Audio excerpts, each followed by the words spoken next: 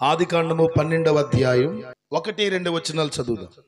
నీవు లేచి నీ దేశము నుండి, నీ బంధువుల యొద్ద నుండి, నీ తండ్రి ఇంటి నుండి బయలుదేరి నేను నీకు చూపించు దేశమునకు నీవు వెళ్ళుము. నిన్ను గొప్ప జనముగా చేసి నిన్ను ఆశీర్వదించి నీ నామమును నేను గొప్ప చేస్తాను. నీవు ఆశీర్వదించబడటం మాత్రమే కాదు, నీవు అనేకులకు ఆశీర్వాదకరమైన ఒక వ్యక్తిగా నేను నిన్ను మారుస్తాను. ఆమేన్ చెప్పండి గట్టిగా. ఎదురుగా ఒక అమ్మాయి కూర్చుంది. ఇలాగ ఒక చోట వాక్యానికి వెళ్తే నేను ఆమేన్ అంటే అమ్మాయి ఆమేన్ అనట్లా, హల్లెలూయా చెప్పినా హల్లెలూయా చెప్పట్లా, ఏదో అలా ఆకారాన్ని కూర్చుంది. ఏం పేరు అమ్మ అంటే స్పందన అంటుంది. ఏం పేరంట? మరి ఏది స్పందనేది పేరేంటి? మీరు మధ్య మధ్యలో ఆమేన్ అనాలి, హల్లెలూయా అనాలి, చప్పట్లు కొట్టాలి, ఏకీభవించాలి. ఆ రీతిగా నాతో మీరు, మీతో నేను మమేకమై మనమందరం కలిసి దేవుని లేఖనాలు ధ్యానించగలిగితే నిశ్చయముగా పరలోక సంబంధమైన వాక్కుల చేత నా దేవుడు సూటిగా మీతో మాట్లాడునుగాక. ఈ వాక్యమే మిమ్మలను బలపరచునుగాక, రాకడకు సిద్ధపరచునుగాక, నిందారహితముగా నిలబెట్టునుగాక. పండు ముసలాయన ఏదో అనారోగ్యం వచ్చిందని హాస్పిటల్లో అడ్మిట్ అయ్యారంట. ఒక్క రోజే ఉంచారు హాస్పిటల్లో, 24 గంటలు మాత్రమే హాస్పిటల్లో ఉంచారు. పెద్ద ట్రీట్మెంట్ ఏం చేయలేదండి, ఆక్సిజన్ పెట్టారు అంతే. ఏం చేశారు? కొంచెం బాగా ఆయాసంగా అనిపిస్తూ ఉందని ఆ సిలిండర్ పెట్టి పక్కనే ఆక్సిజన్ ఒకటి ఏర్పాటు చేశారు. 24 గంటలు మాత్రమే ఆ హాస్పిటల్లో ఉన్నాడు. డాక్టర్స్ కానీ నర్సులు కానీ చాలా జాగ్రత్తగా పెద్ద ఆయన్ని చూసుకున్నారు, బాధ్యతగా అయిపోయింది. ఇక ఒక రోజు దాటిన తర్వాత పెద్ద అయినా నీ కండిషన్ ఇప్పుడు చాలా బాగుంది, ఇక నువ్వు హాస్పిటల్లో ఉండాల్సిన పని లేదు, పర్వాలేదు, నువ్వు డిశ్చార్జ్ అయి వెళ్ళిపోవచ్చు అని చెప్పి డిశ్చార్జ్ చేశారట. 24 గంటలు ఆ హాస్పిటల్లో ఉన్నందుకు, ఆక్సిజన్ అతనికి ఇచ్చినందుకు ఆ హాస్పిటల్ యాజమాన్యం 20,000 బిల్లేసిందట. ఎంత? ఎన్ని రోజులు ఉన్నారు? 20 రోజులా? ఏ ఊరమ్మ మందే? 24 గంటలంటే ఒక రోజే కదా. ఒక్క రోజు ఆ హాస్పిటల్లో ఉన్నందుకు 20,000 బిల్లేసి అతన్ని ఇంకా డిశ్చార్జ్ అయిపో వెళ్ళమని చెప్పారట. ఆ కౌంటర్ దగ్గరకు వచ్చి ఆ బిల్లు చూసుకుని బోర్న ఏడుస్తా ఉన్నాడట. చూస్తే మనిషి చేతికి ఉంగరాలు ఉన్నాయి, మెడలో చైన్ ఉంది, అతను చూస్తే గొప్ప వ్యక్తిగానే కనబడుతూ ఉన్నాడు. కానీ ఆ బిల్ చూసి ఏడుస్తున్నాడు, బోర్న ఏడుస్తూ ఉన్నాడు, దుఃఖపడుతూ ఉన్నాడు. అతను ఏడ్చిన ఏడ్పుకు అతనికి ట్రీట్మెంట్ ఇచ్చిన డాక్టర్లు, నర్సులు అందరూ అక్కడికి పోగైపోయి వచ్చేసారు. ఏంటి ఏంటి ఎందుకు ఏడుస్తున్నాడు? ఏమైంది? ముసలాయనకి, పెద్ద ఆయనకి బాగానే ఉన్నాడు కదా, డిశ్చార్జ్ అని కూడా చెప్పాం కదా, ఏంటి ఏడుస్తున్నావని అందరూ వచ్చి, పెద్ద ఆయన బిల్లు కట్టడానికి డబ్బులు లేవా అందుకు ఏడుస్తున్నావా అంటే, నా దగ్గర కార్డులన్నీ ఉన్నాయి అని చెప్పి జేబు నిండా ఆ కార్డులు బయటికి తీసి చూపించాడట. ఏటీఎం కార్డులు అన్నీ ఉంటాయి కదా. మరి ఇంటికి తీసుకెళ్ళడానికి ఎవరు లేరా అంటే, అదిగో మా పెద్దోడు కారు తీసుకొని రెడీగా ఉన్నాడు, అడుగు పెద్ద మావాడాడు. మరి ఎందుకు ఏడుస్తున్నావు?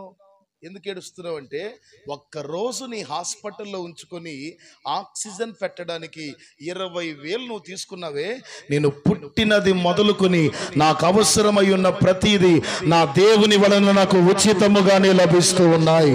ఈ నింగి, నేల, నిప్పు, నీరు, గాలి, ఈ ప్రకృతిలో ఉన్న సమస్తాన్ని దేవుడు నాకు అనుగ్రహిస్తూనే ఉన్నాడు.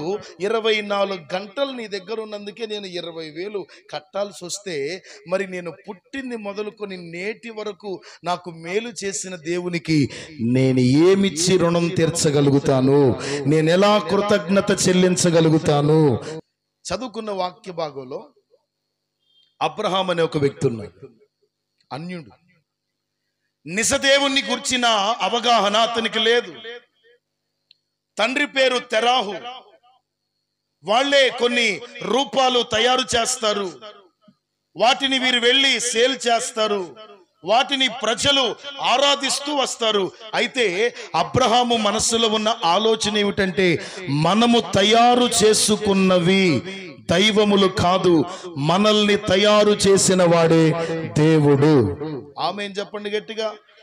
మనం తయారు చేసుకొని, మనం నిర్మించుకొని, మనం రూపించుకున్న వ్యక్తులు, వస్తువులు దైవములు ఎలా అవుతాయి?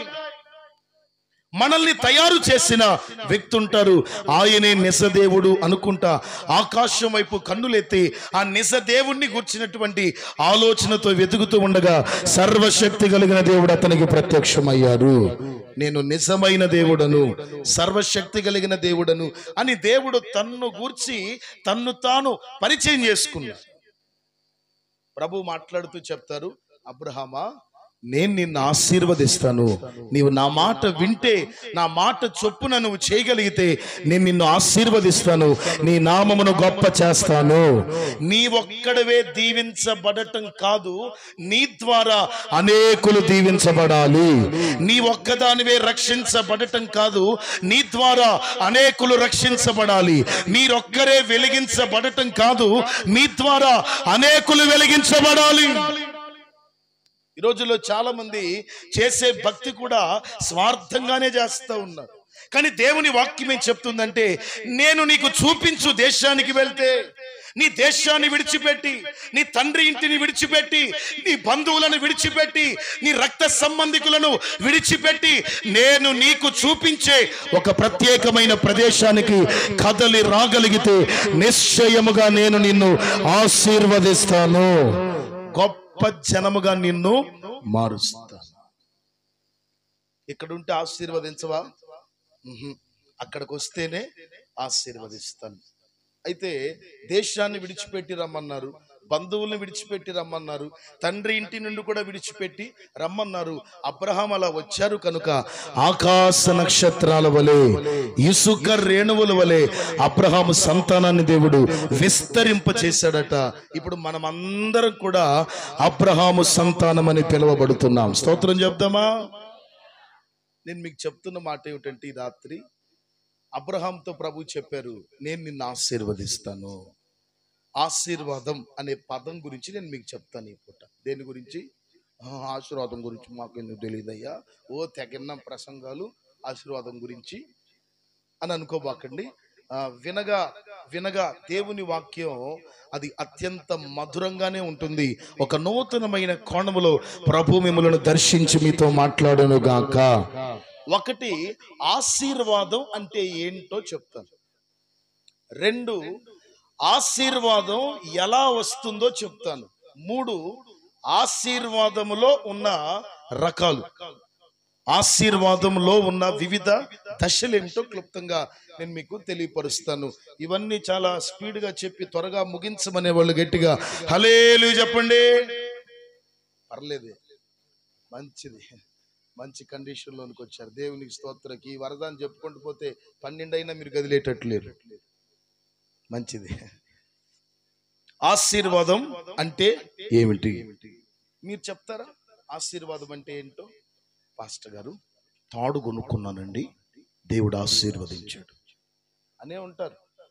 పాస్టర్ గారు, అన్నా బండి కొన్నానన్నా, కారు కొన్నానన్నా, ఫ్లాట్ కొన్నానన్నా, ఇల్లు కట్టానన్నా, పెళ్ళయిందన్నా, పిల్లలు పుట్టారన్నా, దేవుడు నన్ను చెప్పాలి దేవుడు నన్ను ఆశీర్వదించాడు అని చెప్పి, ఈ భూ సంబంధమైన వస్తువులు ఏదైనా కొనుగోలు చేసినప్పుడు, ఈ స్థలాలైనా, వస్తువులైనా, వాహనాలైనా, ఇళ్ళైనా, ఏదైనా వెండి బంగారు వెలగలిగిన వస్తువులైనా కొనుగోలు చేసినప్పుడు దేవుడు నన్ను ఆశీర్వదించారు అని మనం చెప్పగలుగుతాం.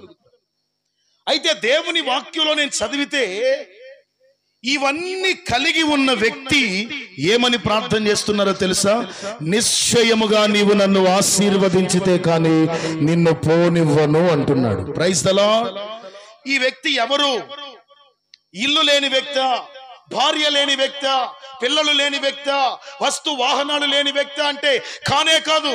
ఇతని పేరు యాకోబు. ఏం పేరు? యాకోబు.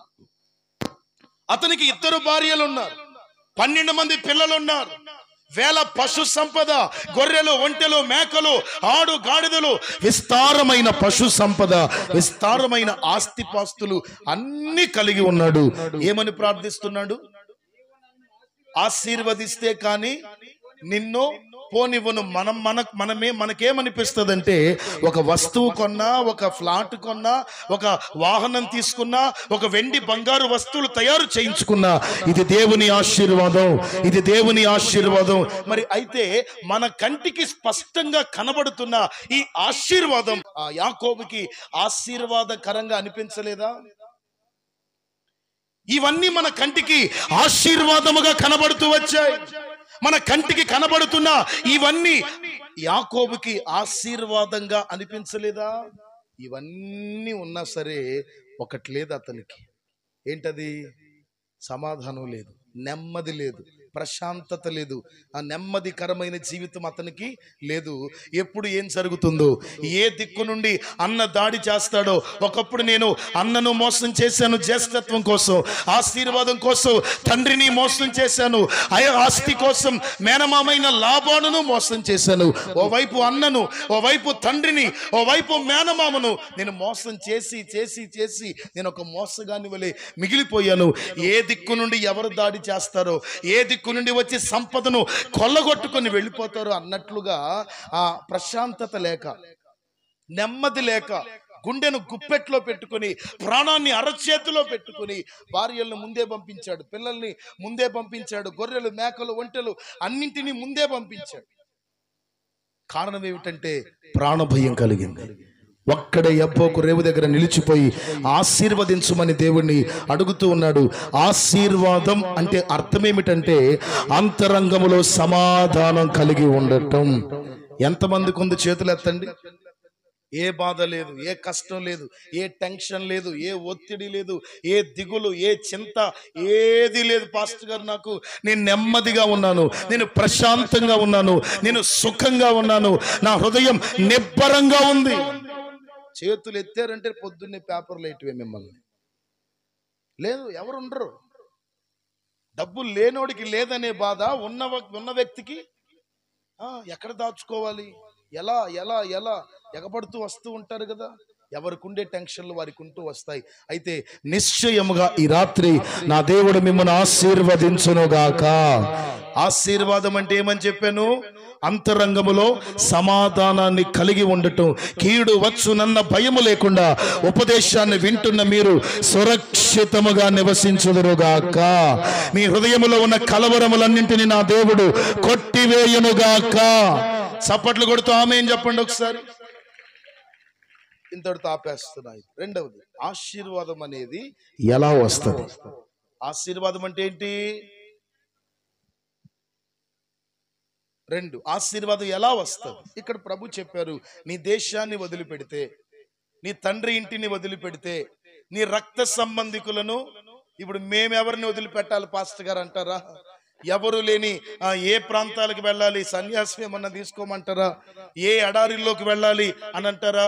నువ్వు దేశాన్ని విడిచిపెట్టాల్సిన పని లేదు, కానీ దేశములో ఉన్న ఆచారాలు విడిచిపెట్టాలి, దేశములో ఉన్న సాంప్రదాయాలు విడిచిపెట్టాలి, దేశానికి ఉన్న కులకట్లు మతకట్లను విడిచిపెట్టగలగాలి.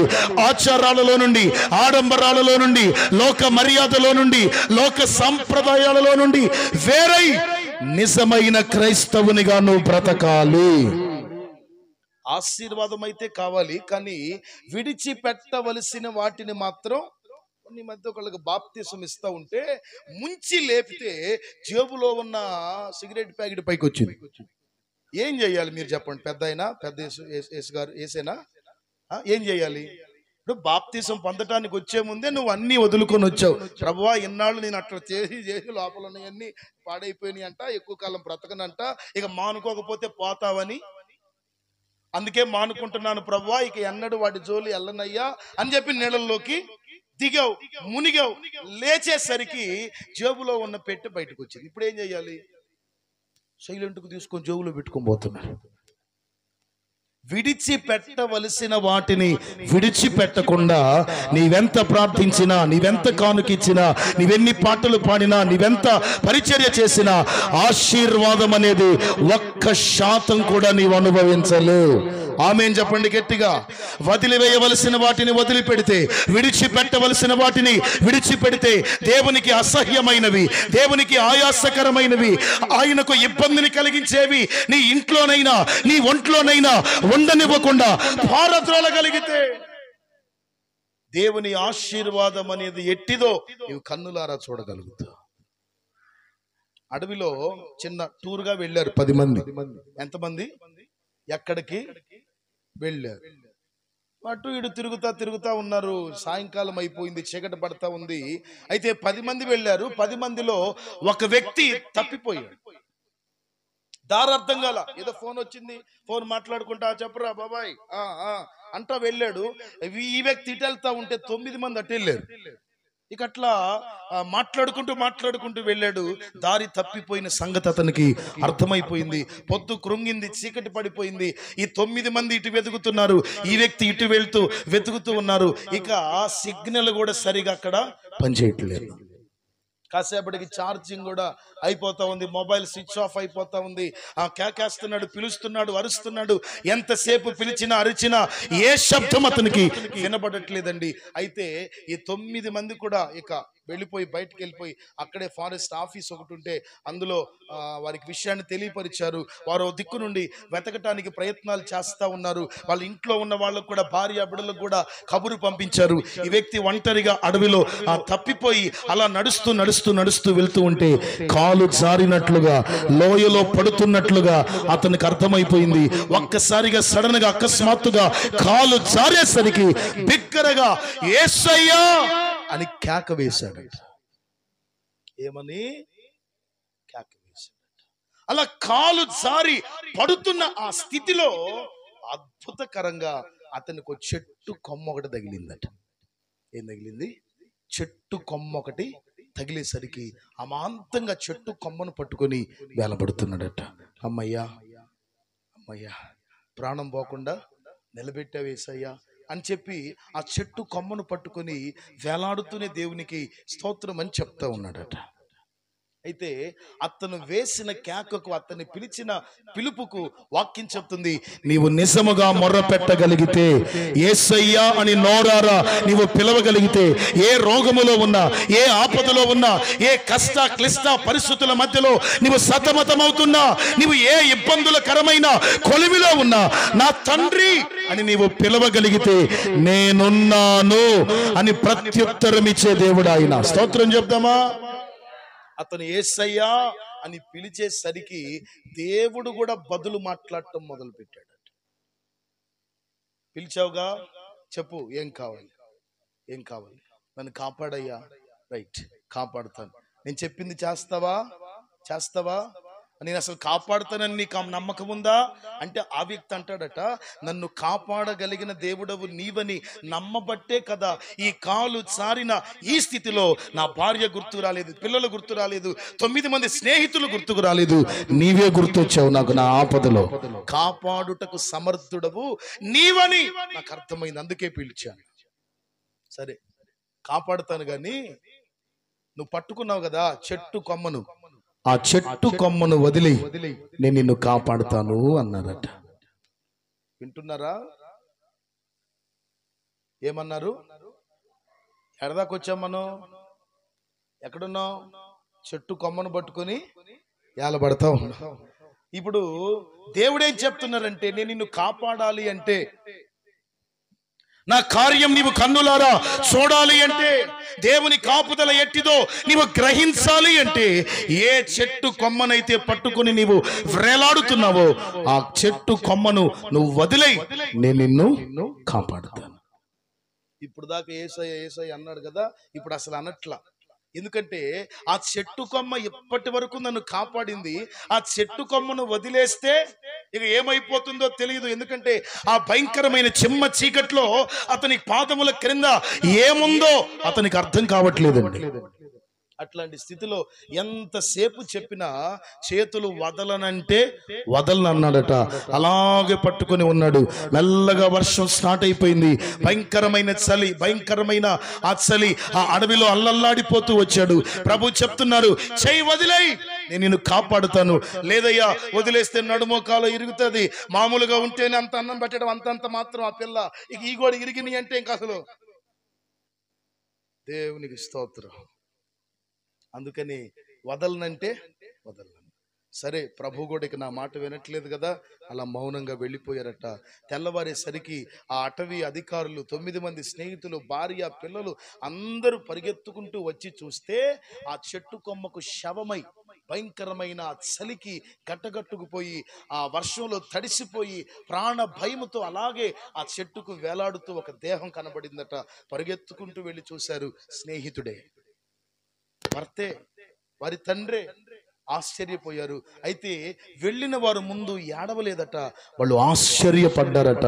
కారణం ఏమిటంటే అతను వేలాడుతున్న ఆ చెట్టుకు వేలాడుతూ ఉన్నాడు కదా, అతని పాదాలకు భూమికి 1 అడుగు అడుగున్నరే గ్యాప్ ఉందట. ఎంత? 1 అడుగున్నరే గ్యాప్ ఉందట. దేవుడు చెప్పినట్లుగా గనక చెయ్యి వదిలేసుంటే కాపాడబడేవాడు, ప్రాణం నిలబెట్టుకునేవాడు. ఈ రాత్రి వాక్యం వింటున్న మన వ్యక్తిగత జీవితంలో కూడా విడిచిపెట్టవలసిన వాటిని విడిచిపెట్టకుండా దేవుని ఆశీర్వాదాన్ని చూడలేరు. వాక్యం వింటున్న నీలో వింటున్నప్పుడే పశ్చాత్తాపం కలిగితే, ఏ విషయంలో నేను దేవుణ్ణి తొక్కపెడుతున్నాను, ఏ విషయంలో నా ద్వారా దేవుడు చిందిస్తున్నాడు, ఏ విషయంలో నా ద్వారా దేవుడు సాటున ఏడుస్తున్నాడు, నీవు పసిగట్టి గమనించి ఆయాసకరమైన మార్గాలన్నింటినీ విడిచిపెట్టగలిగితే ఆకాశ నక్షత్రాల వలె, అంటే పర సంబంధమైన ఇసుక రేణువుల వలె, అంటే భూ సంబంధమైన ఆశీర్వాదములతో నా దేవుడు మిమ్మను నింపునుగాక. 2 చేతులు పైకెత్తి చేతులు ఊపుతూ చెప్పండి. కొద్దిగా చిన్నగా చెప్పమ్మా, ఎవరికి వినపడిద్దేమో. చెప్ప గట్టిగా. రైట్. 1, ఆశీర్వాదం అంటే ఏంటో చెప్పాను. ఏంటి? అంతరంగంలో సమాధానం, ప్రశాంతత. 2, ఆశీర్వాదం ఎలా వస్తుంది? విడిచిపెట్టవలసిన దానిని విడిచిపెడితే అప్పుడు చూస్తావు అసలైన ఆశీర్వాదం. 3వది, ఆశీర్వాదములో ఉన్న పలు విధాల అనుభవాలు నేను మీకు చెప్తాను. అబ్రహాముకు చెప్పారు కదా, ప్రభు నిన్ను ఆశీర్వదిస్తాను. ఎట్లా ప్రభు ఆశీర్వదించారు అంటే 3 విషయాలు చెప్తాను ఇందులో. 1, ఆత్మీయ ఆశీర్వాదం. 2, కుటుంబ ఆశీర్వాదం. 3, వ్యక్తిగత ఆశీర్వాదం. ఆదికాండం 18వ అధ్యాయం 33వ వచనం. మాట్లాడుట చాలించి వెళ్ళిపోయెను, అబ్రహాము తన ఇంటికి తిరిగి వెళ్ళాడు. మొదటిది ఆత్మీయ ఆశీర్వాదం. ఆ వచనాన్ని మనం అక్షరానుసారంగా చదివితే అంత ఆత్మీయత మనకు అనిపించదు, కానీ ఆత్మ దృష్టితో ఆలోచన చేసి చూద్దాం. ఇక్కడ 2 వ్యక్తులు కనబడుతున్నారు. ఎవరెవరు? ఒకరు దేవుడు, మరొకరు అబ్రహాం. ఏం చేశారట వీళ్ళిద్దరూ? చెప్పాలి. వాళ్ళిద్దరూ పలానా చోట సాక్షాత్తు ఈ భూమికి ఆకాశానికి పునాదులు వేసిన సృష్టికర్త అయిన దేవుడు, అబ్రహాము, వీళ్ళిద్దరూ కలగలిసి ఓ చోట మాట్లాడుకున్నారట. మాట్లాడుకోవటం అయిపోయిన తర్వాత దేవుని ఇంటికి దేవుడు వెళ్ళారు, అబ్రహాం ఇంటికి అబ్రహాం. ఆశీర్వాదం అనగా వాక్యాన్ని వింటున్న నీవు, మందిరానికి వెళ్తున్న నీవు, పాటలు పాడుతూ ప్రార్థన చేస్తూ పరిచర్య చేస్తూ ఉన్న దాంట్లోనే దేవునికి అర్పిస్తూ సజీవ యాగముగా ఆయన కొరకు సాక్షిగా నడిపించబడుతూ ఎప్పుడెప్పుడు దేవుని రాకడొస్తుందా, రాకడలో ఎత్తబడదామా అని పరలోక రాజ్యాన్ని గూర్చిన ఆలోచన కలిగి సిద్ధపడుతున్న నీవు పాటతో ఆగిపోవద్దు, ప్రార్థన చేసి ఆగిపోవద్దు, పరిచర్య చేసి ఆగిపోవద్దు. ప్రార్థన, పాట, పరిచర్య వీటన్నింటితో పాటుగా నీవు దేవునితో మాట్లాడే స్థాయికి రావాలి. ఆమేన్ చెప్పండి గట్టిగా. ఏ స్థాయికి రావాలి? దేవునితో మాట్లాడే స్థాయికి రావాలి. ఏదో ప్రార్థన అంటే అట్లా వచ్చి అలా కూర్చొని సరదాగా 4 మాటలని, ఎన్ని లైట్లు కట్టారు, ఎంత స్టేజ్ చేశారు, మార్కులు వేసుకుని, అందుకు కాదు ప్రార్థనకు రావాల్సింది. నీవు దేవునితో మాట్లాడే స్థాయికి రావాలి. ఆమేన్ చెప్పండి గట్టిగా. వాక్యం అంటుంది, నీవు నరమాత్రుని దర్శించడానికి, ఈ నరమాత్రుడు ఏ పాటివాడు? మనుషుణ్ణి దర్శించడానికి, మనిషి యొద్దకు వచ్చుటకు, మనిషితో మాట్లాడుటకు నరమాత్రుడు ఏ పాటివాడు? ఒక అద్భుతమైన పాట. ముత్యాల బాటల్లో నడిచే నీవెక్కడా, బ్రతుకంతా ముళ్ళల్లో గడిపే నేనెక్కడా, రతనాల రాసులలో నిలిచే నీవెక్కడా, బ్రతుకంతా ముళ్ళల్లో గడిపే నేనెక్కడా. అంటే దేవుడెక్కడా, మనమెక్కడా? వాక్యం ఏం చెప్తుందంటే అబ్రహాముకు దేవుడిచ్చిన మొదటి ఆశీర్వాదం ఏమిటంటే తనతో మాట్లాడే స్థాయి అబ్రహాంకి ఇచ్చాడు. ఆమేన్. మరి నీకుందా స్థాయి? మీ వాళ్ళని పాటకిస్తారు పాస్టర్ గారు, నా స్థాయి అది. పలానా మనిషి ప్రార్థన చేయి అంటారు, నా స్థాయి అది. మా కొంచెం పరిచర్య చెయ్యి అంటారు, నా స్థాయి అది. ఇవన్నీ ఉండాలి మనకి. ఆమేన్. ఇవన్నీ ఉండాలి. వీటితో పాటుగా దేవునితో మాట్లాడే స్థాయికి నీవు రావాలి. నీ గదిలోనైనా ఏకాంతంగా ఒక ఒంటరి స్థలానికి వెళ్ళైనా నిన్ను సృజించిన దేవుడు, జీవితాన్ని అనుగ్రహించిన దేవునితో నువ్వు మాట్లాడాలి, నువ్వు సహవాసం చెయ్యాలి. ఏకాంతంగా నీవు దేవుని సన్నిధిని కలిగి ఉండాలి. మరొక మాట చూద్దాం. ఇదే ఆదికాండంలో 24వ అధ్యాయం 34-35 వచనాలు చూడండి. నేను అబ్రహాము దాసుడను, యెహోవా నా యజమానుడైన అబ్రహామును బహుగా ఆశీర్వదించారు. అబ్రహాము కుమారుడు ఇస్సాకు. ఇస్సాకుకు పెళ్ళిడు వచ్చింది. ఇప్పుడు సంబంధాలు చూసినట్లుగా అప్పట్లో చూడాల. ఇప్పుడు సంబంధాలంటే వెళ్ళాలి, చూడాలి, వాళ్ళకి నచ్చాలి, తర్వాత మాట్లాడుకోవాలి. ఏదో భోజనాలు కదా, పప్పన్నాలు అంటారు, ఎంగేజ్మెంట్ అంటారు. ఆ పెళ్లికి ముందే ఫోటో షూట్ ఎడక పోయి వచ్చి మూతి ముక్కంతా బగలగొట్టుకొని పెళ్లి టయానికి ఏందంటే ఫోటోషూట్కి వెళ్ళి వచ్చేవారు నా ముందే. ఏమంటారు దాని పేరేంటి? Pre wedding shoot. అప్పట్లో అట్లా కాదు. వెళ్ళారా, పిల్లని చూసారా, నచ్చిందా, లే బయలుదేరు, చదువుకో, అంతే. ఏమన్నా ఇస్తారా మీ అమ్మాయికి? వెండి బంగారు ఏమన్నా 10 గొర్రెలు ఏమన్నా పంపిస్తారా? పంపండి, అంతే. సింపుల్ కదా. ఈ యాప్లు ఏంటి, మ్యాట్రిమోనీ, ఇది యాప్లు ఉన్నాయిగా అసలు. అబ్బా, అలాగే వెళ్ళారు. అబ్రహాము వృద్ధుడయ్యాడు, ఇస్సాకు యవన కాలములో ఉన్నాడు. తాను వెళ్ళి చూసి మాట్లాడి చేసే ఓపిక, ఆరోగ్యం అతనికి లేకుండా పోయింది. పనివారుల్లో ప్రథముడైన ఎలియాసరుకు ఆ బాధ్యత అప్పగించారు. అతను వెళ్ళి రిబ్కా కుటుంబీకులతో మాట్లాడుతున్న మాట ఏమిటంటే, నాకు ఒక యజమానుడు ఉన్నాడు, అతని పేరు అబ్రహాం. ఆకాశమందున్న దేవుడు, నా యజమాని దేవుడు, నా యజమానుడైన అబ్రహామును బహుగా ఆశీర్వదించారు. దేవునికి స్తోత్రం కలుగునుగాక. ఏమేమున్నాయో చెప్పారు, లిస్ట్ అంతా ఏమున్నాయి చెప్పారు. అంటే దాని అర్థం ఏమిటంటే ఆ ఇంట్లో కొదువు అనేది లేదు, కొరత అనేది లేదు, లోటు అనేది లేదు, చేయి చాపాల్సిన పరిస్థితి లేదు. నా సేవ తొల్లింటి దినాలలో ఒక తల్లి నన్ను ప్రార్థన చేయమని పిలిచారు, ప్రార్థన చేయించుకోవడానికి పిలిచారు. ఎవరు ఏంటని అడిగాను. కొత్తగా ఈ ప్రాంతాలకు అద్దెకొచ్చాము, మా స్వప్రాంతాలలో పనులు లేక మీ ప్రాంతాలకు వలసగా వచ్చామన్నారు. సర్లే వెళ్ళి ప్రార్థన చేద్దామని వెళ్ళాను. చాలా చిన్న గదే, చాలా చిన్న గది. ఈ స్టేజీ మీద ఇంకొంచెం ఉంటదేమో, చాలా చిన్న గది. సేవకులంగా మేము వెళ్ళాం, ప్రార్థన చేశాం. పాపం ఆమెకున్న ఆశ ఏదో దైవ సేవకులు వస్తే ఏదో ఆతిథ్యం ఇవ్వాలి, ఏదో చేయి కడిగించాలని ఆమె నాకు ఏదో చిన్న బ్రేక్ఫాస్ట్, చిన్న భోజనం ఏదో ఏర్పాటు చేసింది. అయితే ఆ భోజనం పెట్టడానికి కూడా ఆమె దగ్గర సరైన ప్లేట్ లేదు, సరైన ప్లేట్ లేదు. రేకుమూత అంటారు తెలుసుగా, ఏంటది? పాత్రల మీద కప్పుతారే, కొంచెం పెద్దది, కొంచెం పెద్దది, రేకు మూత లాంటి కొంచెం పెద్ద ఆ ప్లేట్లోనే అన్నం వేసి ఆ ప్లేట్లోనే వేసిస్తే సేవకులంగా ప్రార్థించి తిని ఆశీర్వదించి వచ్చాము. ఇది జరిగి సుమారు 10 సంవత్సరాలు దాటుతూ ఉంది. ఈరోజు ఆ ఇంట్లో అడుగు పెడితే ఎటు చూసినా ఖరీదు కలిగిన వస్తువే, ఎటు చూసినా విలువైన వస్తువే. కారణం ఏమిటంటే నమ్మిన దేవుడు చేయి విడిచిపెట్టే దేవుడు కాదు, అంచెలంచెలుగా ఆశీర్వదించే దేవుడు. మీకేది తక్కువ కాకుండా, మీకేది కొదువ కాకుండా నా దేవుడు సముద్రమంత సమృద్ధితో మిమ్మను ఆశీర్వదించునుగాక. మూడోది ఒక్క మాట చదవండి. ఆదికాండం 25:8.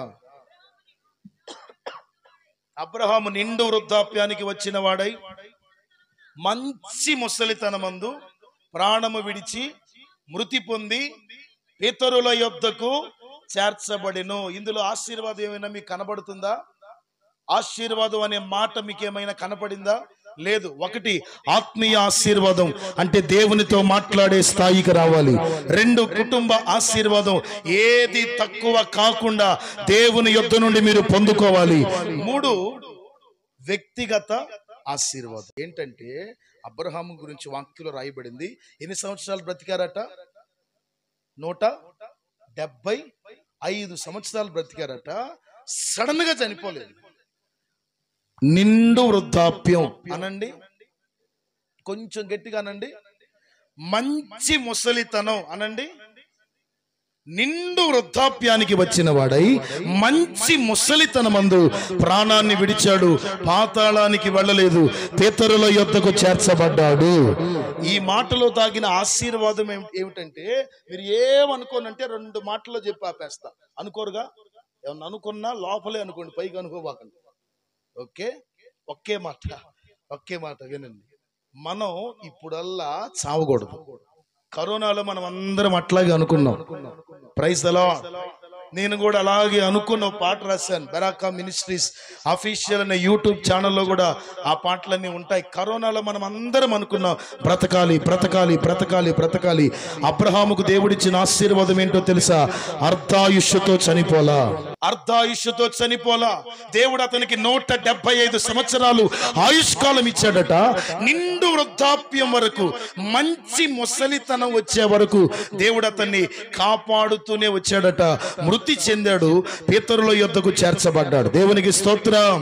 మీ అందరికీ నిండు వృద్ధాప్యం వచ్చే వరకు మీరు బ్రతకాలి. ఆమేన్ అనుకోండి గట్టిగా. మంచి ముసలితనం రావాలి మీకు. ఆమేన్ అనండి గట్టిగా. ఇప్పుడు బాగానే అంటున్నారు, స్తోత్రం తోతలం అనే ఆ నిండు వృద్ధాప్యం రావాలి. అర్ధాయుష్యుతో చనిపోవటం దేవుని ఆశీర్వాదం కాదు. ప్రసంగి గ్రంథములో రాయబడింది, నీ కాలానికి ముందుగా నీవెందుకు చనిపోతున్నావు? బుద్ధిహీనంగా తిరగొద్దు, అన్యాయమైన పనులు చేయొద్దు, విధికి విరుద్ధంగా ప్రవర్తించవద్దు. నీతి నిజాయితీ కలిగి సన్మార్గములో నీవు నడవగలిగితే దేవుడిచ్చిన ఆయుష్ను సంపూర్ణంగా మీరు అనుభవించుదురుగాక. అలా దీర్ఘాయుష్మంతులుగా మీరు మార్చబడాలి. నిండు వృద్ధాప్యం రావాలి మీకు. ఆమేన్ అనుకోండి గట్టిగా. మంచి ముసలితనం మళ్ళీ వస్తా. ఏ మంచి ముసలితనం రావాలి. ఒకవేళ మృతి చెందిన ఎక్కడికి వెళ్ళాలి? పాతాళానికి కాదు, యాతనకరమైన స్థలానికి కాదు. అబ్రహాం పితరుల యొద్దకు చేర్చబడ్డారు. మన పితరుడైన అబ్రహాము రొమ్ముకు మనం చేర్చబడుదుముగాక. దేవుడి మాటలు దీవించునుగాక.